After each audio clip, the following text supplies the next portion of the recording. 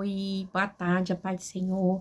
Quem vos fala aqui é a missionária Nadir Albano. Hoje é dia 21 de julho de 2026, uma terça-feira, né? Estamos começando mais um momento João 3:30, que ele cresça, que eu diminua. Como de costume, vamos estar orando e logo em seguida vamos estar passando para a preciosa palavra do Senhor, amém? Meu Deus, meu Pai, em nome de Jesus, Senhor, nessa hora, a sua santa presença, pedindo perdão pelas minhas falhas, pelos meus pecados, que são em número.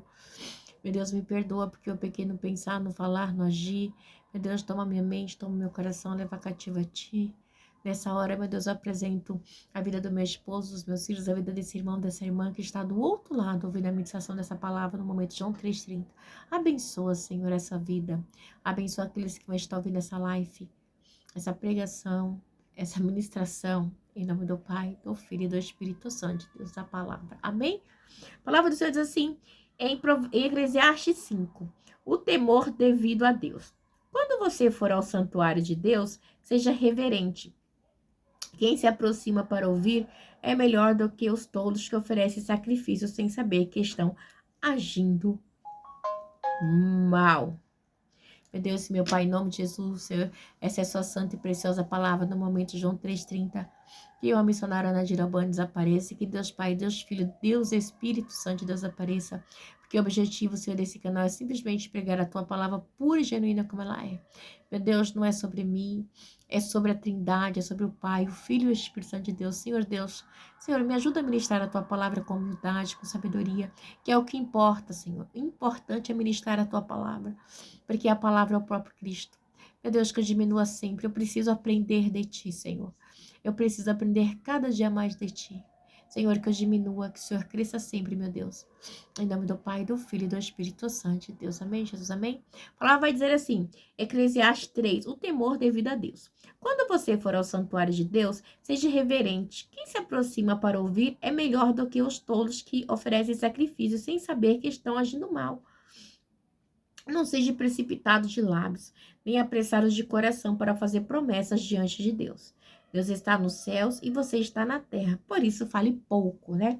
Então, você sabe que o sacrifício aqui era algo que era feito somente pelos sacerdotes, né? Não era qualquer um que podia chegar e fazer sacrifício. Sabe que era um tolo que fazia sacrifício? Balaão, tá?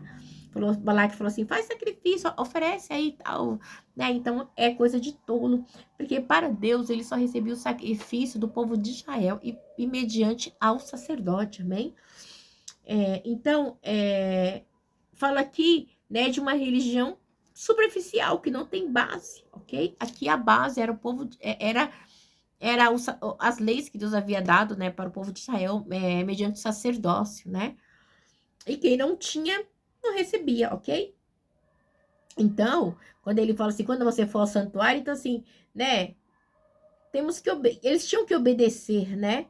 Lembra Saul quando foi sacrificar no lugar de Samuel? Totalmente fora da casinha. Porque quem era o sacerdote? Era Samuel. Então quem tinha que sacrificar? Samuel, não Saul. Não, mas os homens queriam ir embora, então eu sacrifiquei que estava demorando. Não era. Deus não vai receber. Né? Porque tinha uma hierarquia, tinha, né? Tinha um profeta, sacerdote, juiz, então assim, que julgavam, ok? Que coordenavam Israel. Mas só quem fazia sacrifício era o sacerdote. Samuel tinha os três. Ele era sacerdote, ele era juiz, né? Ele era profeta. Aleluia, glória a Deus, né? Então, tinha que ter, né, uma santidade, tinha que seguir a regra, né? Tinha que seguir as leis e os mandamentos. Então, é algo precipitado. Desculpa, igreja. No 3, das muitas ocupações brotam sonhos. Do muito falar nasce a prosa vão do tolo.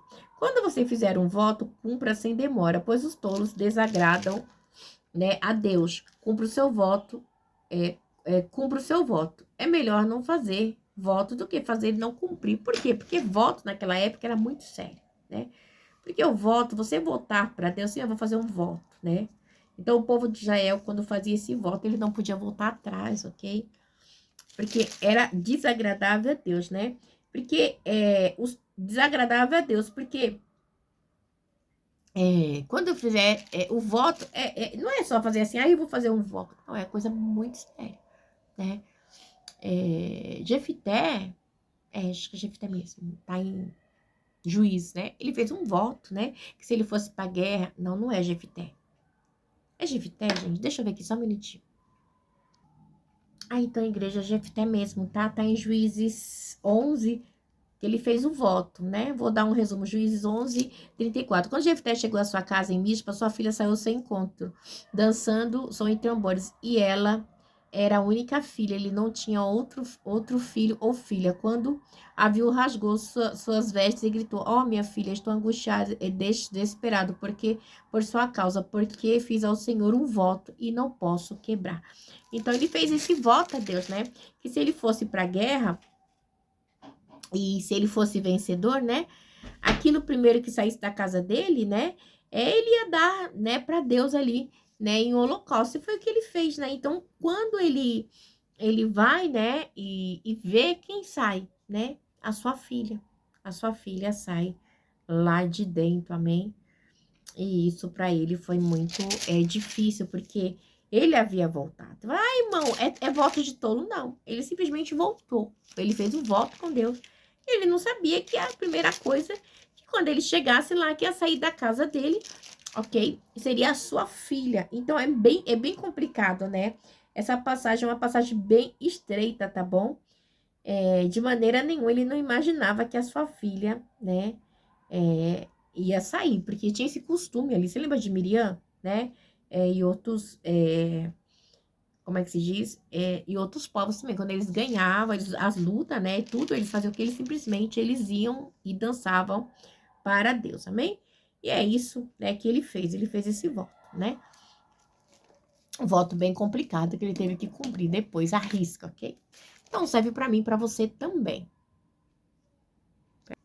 Então, a igreja, deixa bem claro, para deixar bem claro. Então, no versículo Juízes 11, versículo 30, Jefité lhe diz assim, ó, o voto de Jefité. E Jefité fez este voto ao Senhor: se entregares amonitas nas minhas mãos, aquele que estiver saindo da porta da minha casa ao meu encontro, quando eu retornar da vitória sobre os amonitas, será do Senhor, e eu o oferecerei em holocausto. Então, ele pensou que fosse um animalzinho que ia sair.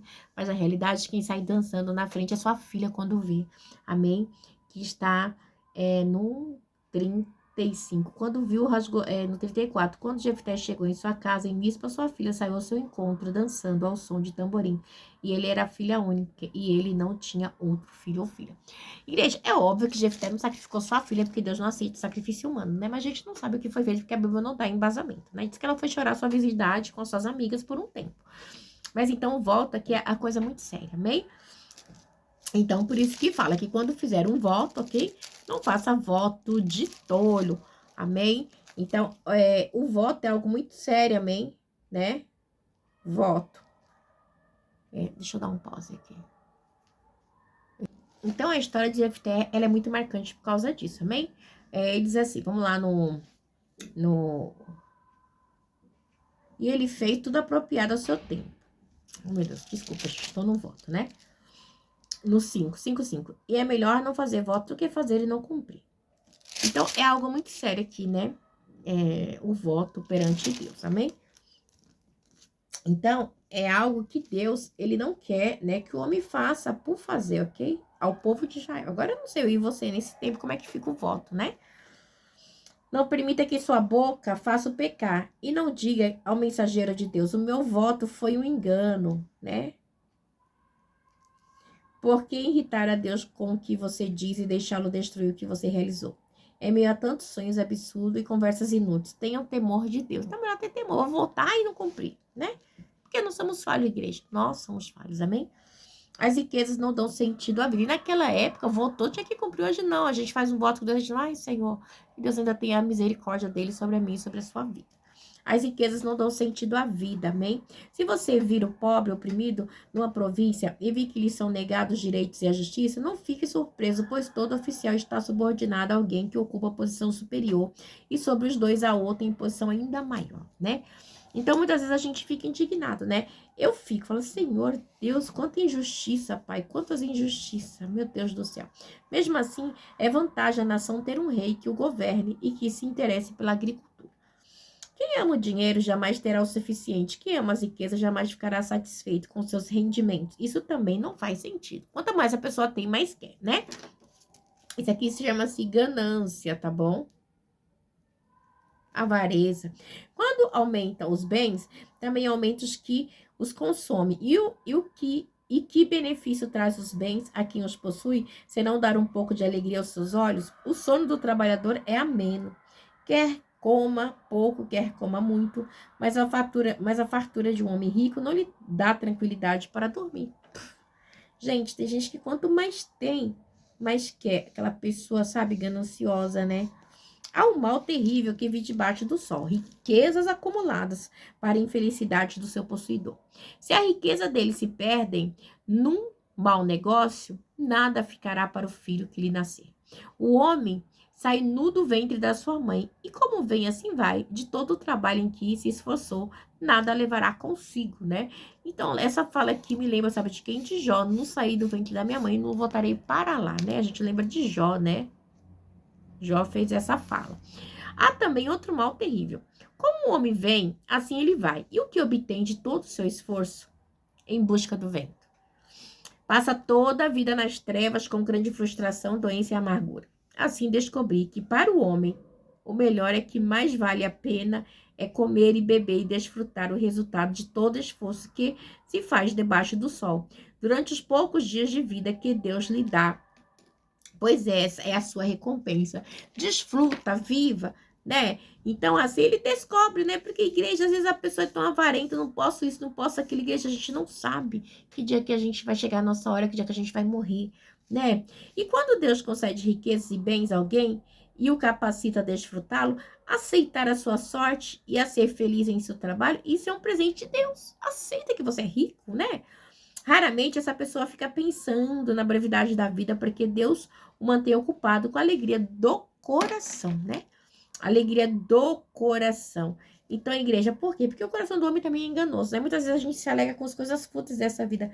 Mas, igreja, pensa, você ter dinheiro para comprar, para viajar, não se preocupar, né? Com os bens materiais.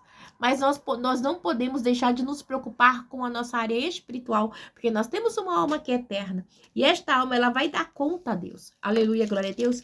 E aquilo, igreja, que eu e você, aleluia, glória a Deus, escolher é o que, né? Vai fazer a diferença na minha e na sua vida após a morte, amém? Eclesiastes é muito interessante, né? Ele nos faz refletir sobre a vida após a morte, amém? Nós não podemos deixar nos levar, né, por esse, como eu posso dizer, desatino desenfreado, né? Sem pensar no amanhã, né? Tenha riqueza, tenha luxo, viva, mas pense na sua alma, que é o mais importante, amém? Deus abençoe e fique na paz.